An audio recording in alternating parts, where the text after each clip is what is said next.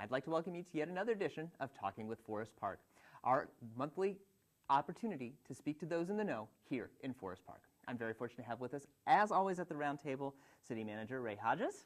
Ray? Jason, glad to be here again. Glad you could join us as well. We're very fortunate, as always, bringing wonderful guests to the table.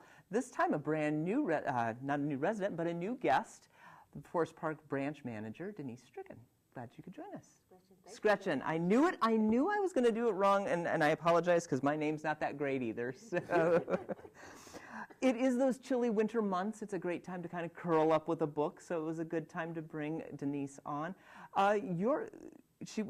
Denise, you were at the most recent council meeting, so I think that's what sparked Ray's interest in bringing us all together today. Right, particularly because she was at the council meeting, did an excellent job in introducing some of the programs and services that are available at the library, and it made me realize that we have a great service in the community, and I don't believe enough people really know about it, one, and then the fact that the library appears to have changed over the years. And that's the second most important thing that I said. I need to know more about that, and I think the community needs to know more about that. So we were able, fortunately, to invite and get an expert in our local library system. And Denise, I'm just glad that you were willing to take time out of your busy day and come join us and share some of the programs and services available at the library. So thank you very much for joining us. You're welcome. It's an honor to be here. I'm happy to share. Well, let's start out with the big question. Obviously, those who are maybe aware or unaware of where the branch is. We're down on Waycross. It's the little branch that can in Forest Park. And do you feel that there's a lot of people who know about the branch? What do you feel is the utility for our Forest Park members? Well, we're located at 655 Waycross in Forest Park, so people know exactly where we are at the corner of Sharon and Waycross. We're a mid-sized branch. Okay. So we're about 22nd as far as the 40 branches go, as far as circulation is concerned. Mm-hmm. I think our branch is very well used. We've got a lot of pedestrian activity because we've got apartment buildings very close to us. Mm-hmm. So we're a very busy branch. Very busy. A lot of people would probably look at a library and say, is there a lot of utility for a library, considering a lot of information is very accessible to the internet, but... I think that's why we're even more important, actually, because there is so much information to parse through. And I think library staff members do an excellent job of helping field some of that information, because there's just a lot out there. And we know about resources and databases to use and what's credible and what to look at. Just because there's the internet, that doesn't mean that everything that's on the internet is credible. That's a good point, that not everything is credible from one source to another. You should get your facts straight, as you would say. What would you say is your common user of the library? Most people would, in the older times, in my time, a lot of people say a lot of students would come, again, doing their research. But who would you find a more median user of the library here in Forest Park? Well, we have, a mix of customers. I mean, we've got customers who are elderly. We've got younger people who are using the library, especially after school. Mm-hmm. We have just a broad, I think, variety of individuals who come in. We've got people who want to check things out, they're kind of casual browsers, and they get their materials and they go. We have a lot of people who are using our computers. We've got 11 computers, and we're one of the highest used branches as far as computer use go. So we know there's a need out there, and we're fulfilling that need. So, of course, I was kind of alluding to the fact of the old library versus the new library. A lot of change has happened, not just because of sizes or things like that. Technology makes those changes happen. What would you say are the biggest changes that you're seeing here at the Forest Park branch? Well, when I started at Forest Park in 2006, we only had 4 public computers for people to use.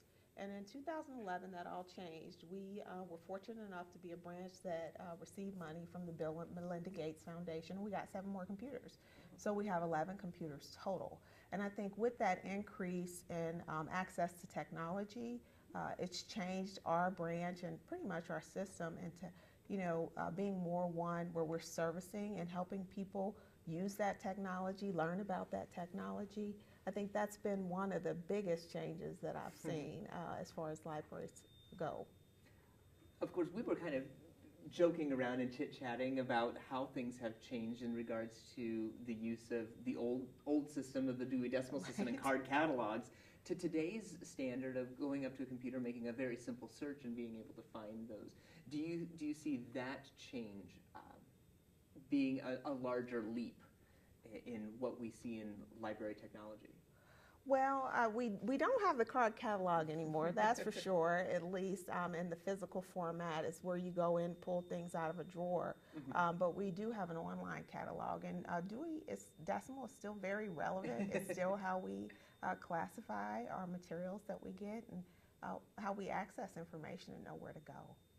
What would you say is, let me reverse that before I get to this major question here, but obviously, most people think library, they think books, magazines, the traditional books, periodicals.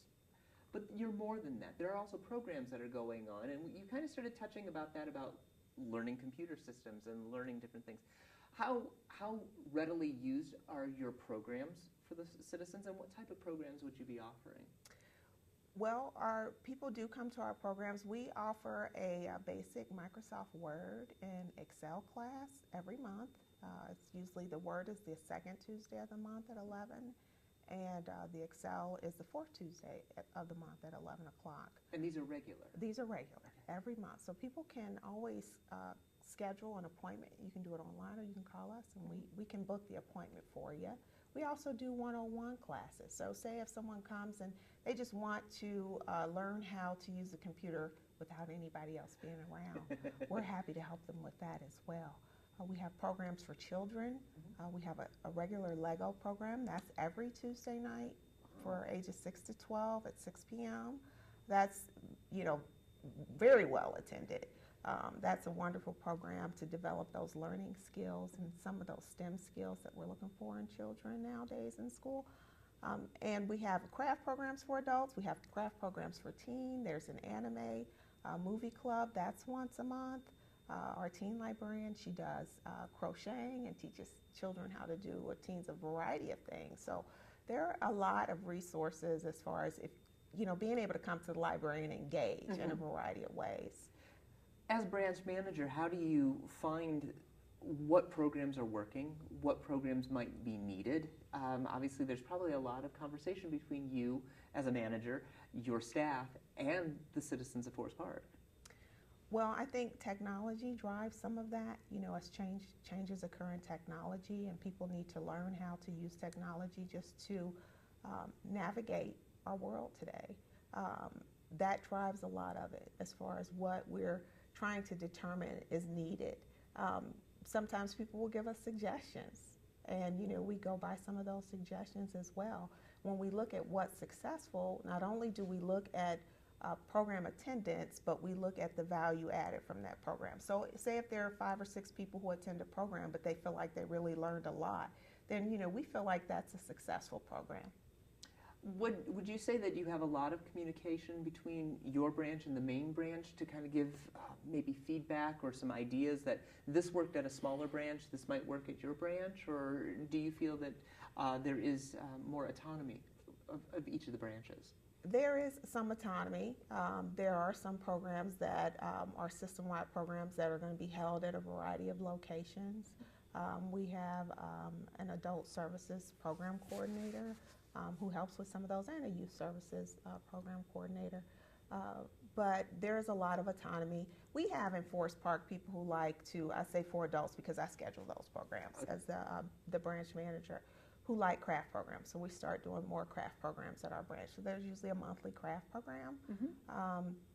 And what's taken place, even like with the maker movement, Legos tie in very well to making and exploring and sharing your ideas and your craft. So a lot of it is driven by technology. A lot of it is driven by what our customers want. And I think it's a relationship where we're all connected in our library, trying to fulfill our mission of connecting people to the world of ideas and information. Sure.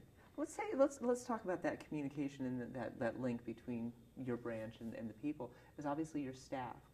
How large is your staff? And you got that big smile, so obviously you work with a lot of good people. I do. I believe we're a great team. Absolutely a great team. There are 8 of us. We have a student assistant, and that's a new position for us this year. We were fortunate to have someone who's a young person in the community who's able to work in their community at their library. So I like that tie-in to the community. But there are 8 of us, and we each have our own individual roles, and then we have our team roles of things that we do to make sure that the branch is ready and open and running for the public.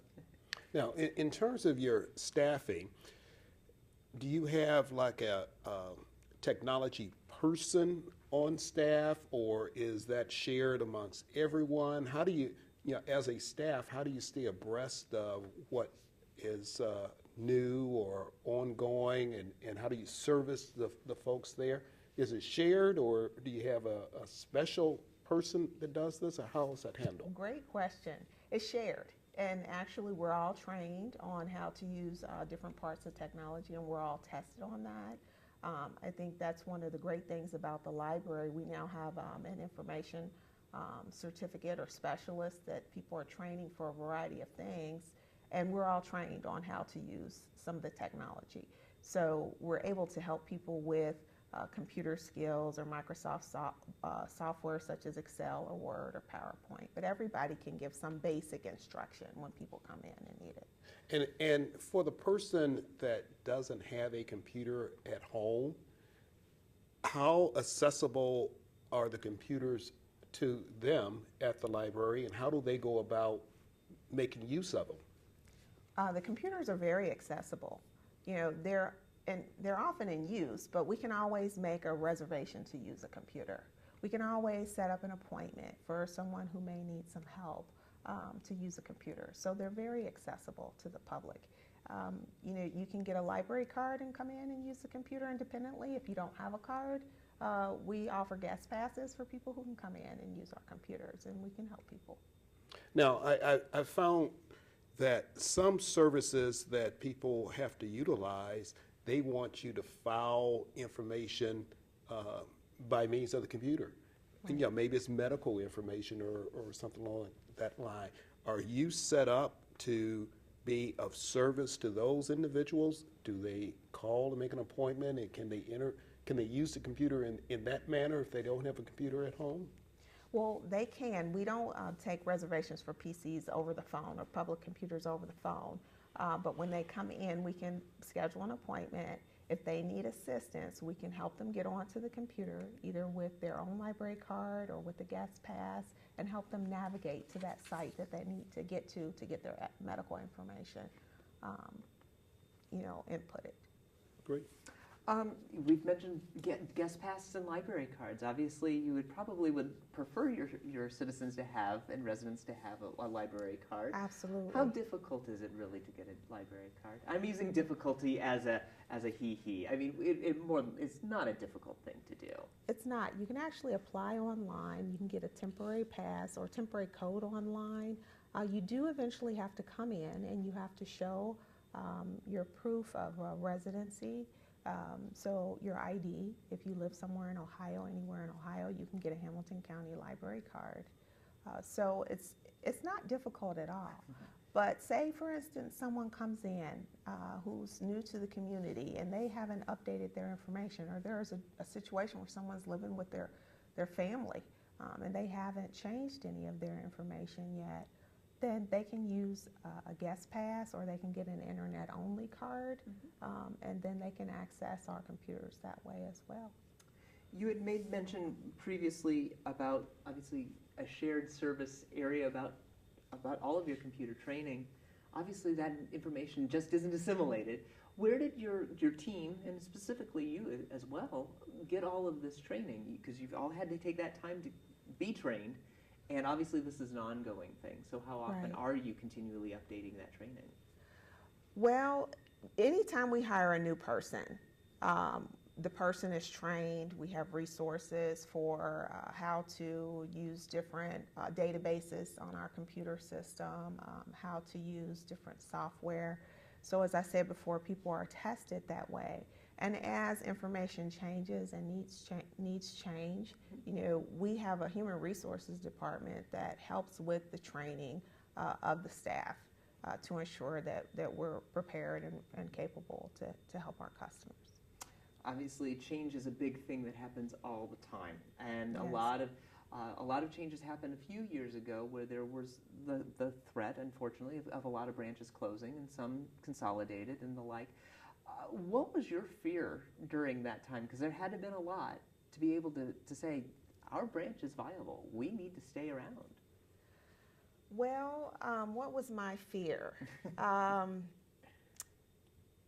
I think, my fear at the time when there was so much going on in the economy, when, housing on homes, weren't valued as high as they once were. My fear was, how are people going to think about supporting their libraries? How do people actually feel about supporting their libraries? Sure. And to find that out, that overwhelmingly, the first time in 2009 when we went out for a levy, that levy, the voters supported that levy 73% at a time where, the economy was a tough economy.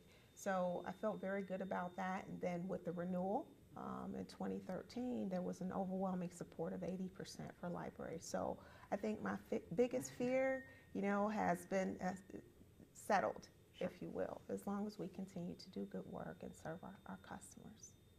Let's talk a little bit about the future then. We can put the past aside. We can learn from it, obviously. Right. But what would you like to see the branch evolve into? Obviously, you still have some parameters that the main branch and the state does kind of mandate.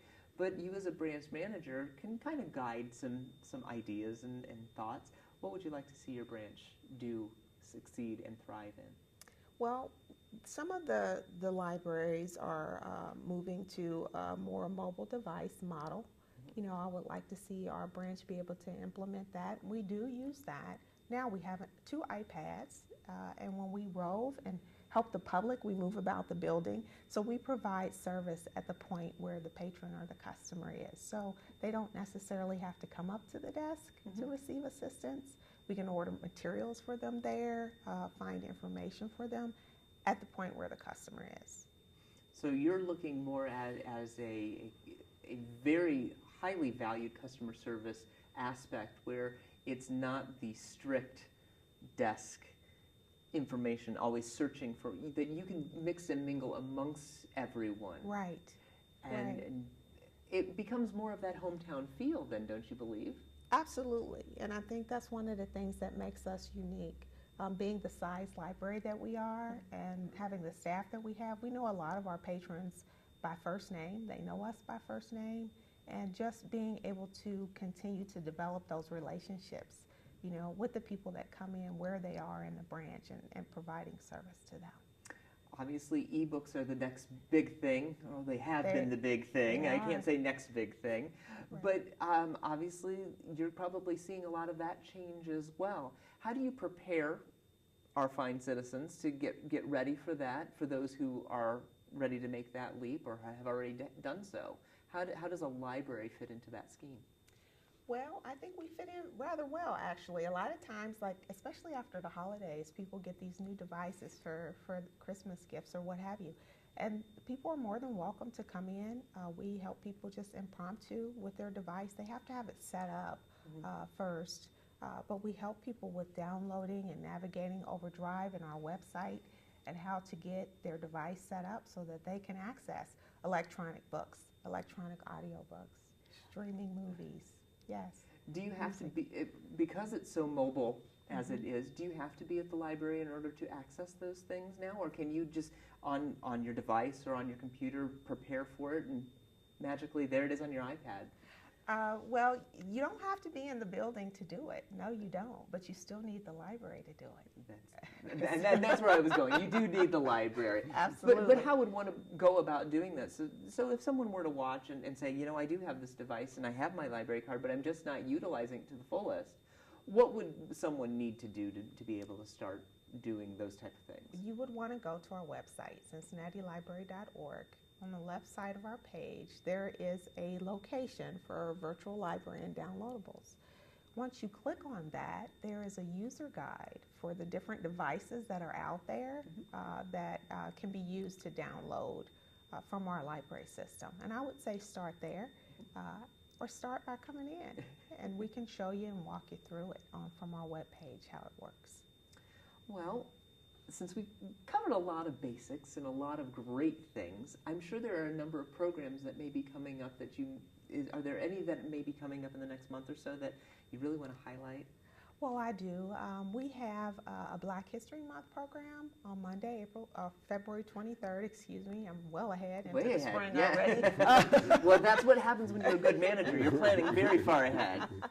And that's at 6 p.m. with Tori Wiggins. It's called The Breath of Africana, and she's going to be breathing life into the stories of pioneering Black women, so I'd like to invite the community to come to that. The 28th, we also have a How Money Works program with Candace Dukes on debt and investment and saving for retirement. I'd like for people to look out for those special programs. And we also have a 3-doodler pen. So that's part of the maker movement that I'm really excited about, that people can come in and try out this device and use this pen. It's a device that just about any younger person can use better than I can from my experience in the branch. But it's really fun to be a part of this making movement, this sharing movement, and to see what comes out at the end. You've talked a couple wide variety of programs. You've got stories and Legos and things. One that you started mentioning a little bit about money, and tax season's coming. Do you offer any tax advice, since you do have a computer? Maybe not tax advice, but at least some assistance to be able to say, you can go to these type of websites. Obviously, you're not going to have a representative from the IRS sitting there, but that's one area that people may be thinking about, especially since April. And this isn't too far away. Right. Maybe that's why I'm thinking April. It could be. Well, yes, we do. I mean, on our website, under services, cincinnatilibrary.org, there's a top banner there under services. You can receive tax assistance. That's downtown that people can go down for. There are certain requirements that you'd have to meet to receive that assistance. There's also, I believe, assistance through the United Way that we can provide access to and give customers information about that as well. And we print off, forms for people and help them with some of their more basic needs through the tax season. You were talking about that fine doodler pen, and obviously the makerspace was just opened down at the main branch. That was a part of that. If I'm reading into that correctly, am I right, or is that permanently yours? The doodler pen is permanently ours. The makerspace downtown permanently belongs to Maine. Yeah. Yes, but they've got a lot more devices and equipment. I hear the button makers are really popular down there. Yes, the button maker. They also have, I kind of teased at the council meeting, a voice recording studio, being a one-hit wonder one day. There's a 3D printer there. They've got cameras for creating your own pictures. There's a variety of stations that are at Maine Library that are up and running now, and people can call 369-6900 to get information about programs. They've got sewing machines there. It's amazing. a large space. It is pretty amazing. And you were, because the reason why I asked if the doodler pen was yours, and if they were planning on actually rotating other things out, that once the doodler pen gets a little, it's fun use, that you might get something else, but it doesn't sound like that. It sounds like doodler pens is definitely Forest Park. Well, I wouldn't necessarily say that. I think there's always room for growth, and as the manager of Forest Park, I'd be willing to implement whatever changes come down to keep our customers abreast of what's taking place in technology and being a part of it. Ray, you looking at anything at the library that you may still have a question for Denise tonight? Well, I'm just impressed with the overall services and how well that library is servicing the community. And again, that's just so important that we know the value that we have in the community. And fortunately, we have good people that are there to assist people. So again, I think it's the overall operation of that library that's very impressive. And I think it's particularly important because we do have nearby off of Hamilton, obviously a large library, but this library here is very valuable to the community, and we appreciate you being there to service us. Well, thank you very much. I mean, our branch is named after the community we serve. We serve several surrounding communities as well, but we are Forest Park, and we do make those connections with people on a one-on-one basis, which, you know, I'm very proud to be a part of. I think, I think that best sums up what you do at the library and what the library services are for the community. I can't go any further than that. That and the fact that we're also running out of time. But, Okay. the library is obviously a place that we can sit and talk about all the time. So again, Ray, we definitely want to bring Denise back on at some point, maybe towards the summer, because I know there's some great summer programs that go on. Absolutely. So we can think about bringing her back and talking those things as well. But Denise, thank you so much for giving us the information about the little library that can here in our Fair Forest Park. You're very welcome. Glad to be here. And Ray, as always, thanks for the opportunity to bring her on. This was a wonderful, wonderful discussion about a service that most people don't. Let's be honest. Most people probably take for granted because they may think that, well, the library is always going to be there, and we're thankful that they are. Right, and hopefully they will always be there, but the key thing is that people know the services that are available and they can take advantage of those services rather than, again, we get people that maybe don't have computers or don't know enough about their computers or don't know enough about their resources. And it's just great that you would take time out of your day to come and be with us and share that information. So Denise, again, I thank you very much. You're very welcome. Denise, I'd like to thank you. And Ray, as always, thanks for joining us. Glad that we can spend this time together here on Talking With. I very much appreciate it. Thank Thank you. you, Jason. And of course, I'd like to thank all of you for joining us as well, because without you right there, these programs don't happen. So if you are interested in learning more about the library, learning about our fair city, or just want to create a program yourself, 825-2429, that's our phone number here if you'd like to make a program, help out, because we'd love to have your help as well, because we are a great service here for the city of Forest Park. I'm Jason Grisgord, giving you the opportunity, as always, every month to take care and talk with Forest Park. Have a great evening, and we'll see you next time.